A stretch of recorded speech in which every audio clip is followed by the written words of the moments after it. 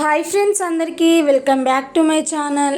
ఈరోజు మా రెసిపీ వచ్చేసి అయితే బెండకాయ ఫ్రై అయితే ప్రిపేర్ చేశానన్నమాట.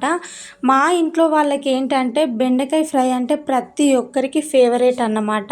సో మేము వీక్లీ వన్సా లేదా 2 టైమ్స్ అయినా తినగలుగుతాం, అంత ఇష్టం అన్నమాట. ఈ బెండకాయ ఫ్రైలోకి పప్పుచారు కానీ రసం వేసుకొని తింటే నెక్స్ట్ లెవెల్ ఉంటుంది. సో ఫస్ట్ ఆఫ్ ఆల్ అయితే ప్రాసెస్ ఏంటో చూద్దాం, వచ్చేయండి. ఇక్కడ వచ్చేసి అయితే 1/2 kg బెండకాయల వరకు అయితే నీట్గా వాష్ చేసి మనం ఫ్రై చేస్తున్నాం కాబట్టి పీసెస్ అనేవి కూడా ఈ విధంగా చిన్న పీసెస్ లాగా కట్ చేసి అయితే తీసుకున్నాను. 5-6 పచ్చిమిర్చి అనేవి ఈ విధంగా చీల్చి తీసుకున్నాను. ఒక పెద్ద సైజ్ ఆనియన్ అయితే కట్ చేశాను. అలాగే కొత్తిమీర కూడా ముందుగానే కట్ చేసి పక్కన పెట్టేశాను. స్టవ్ పైన గిన్నెను పెట్టుకొని అయితే అందులోకి ఆయిల్ యాడ్ చేసుకోవాలి. మనం ఫ్రై చేస్తున్నాం కాబట్టి కొంచెం ఆయిల్ అనేది ఎక్కువనే వేసుకోండి. ఇందులోకి 1/2 టేబుల్ స్పూన్ వరకు జీలకర్ర, 1/2 టేబుల్ స్పూన్ ఆవాలు, కట్ చేసి పెట్టుకున్న ఆనియన్స్, పచ్చిమిర్చిని వేసుకొని అయితే ఆయిల్లో బాగా ఫ్రై చేసుకోవాలి. ఒక 2 మినిట్స్ పాటు ఫ్రై చేశారంటే ఆనియన్ కానీ పచ్చిమిర్చి కానీ చక్కగా వేగుతాయి. ఇప్పుడు ఇందులోకి 1 టేబుల్ స్పూన్ వరకు అల్లం వెల్లుల్లి పేస్ట్ వేసి అది కాస్త పచ్చివాసన పోయేంతసేపు ఆయిల్లో మంచిగా మిక్స్ చేయాలి.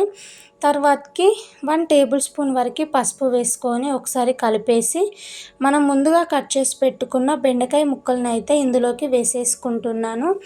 ఫస్ట్ ఆఫ్ ఆల్ బెండకాయ కర్రీ వండుతున్నామని అంటే ప్రాసెస్ మొత్తం ఫ్రై రెసిపీ చేస్తున్నాం కాబట్టి సిమ్లోనే చేయాలన్నమాట.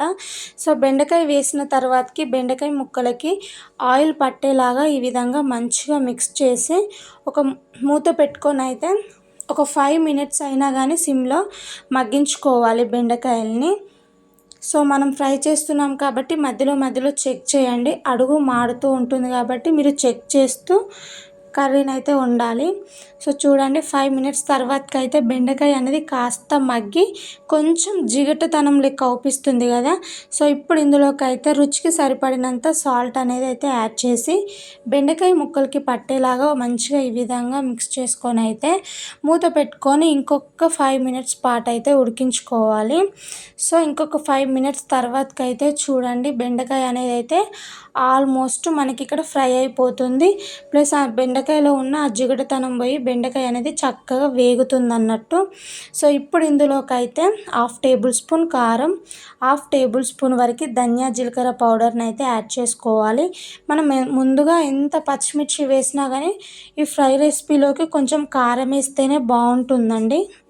సో ఈ విధంగా వేసిన తర్వాతకి ఒకసారి ముక్కలకు పట్టేలాగా మంచిగా మిక్స్ చేసుకొని లాస్ట్లో దీంట్లో కొత్తిమీర ఆకును వేసిన తర్వాత ఇంకొక 2 మినిట్స్ పాటు సిమ్లో ఉడికించారంటే ఆల్మోస్ట్ కర్రీ అనేది అయిపోతుందండి.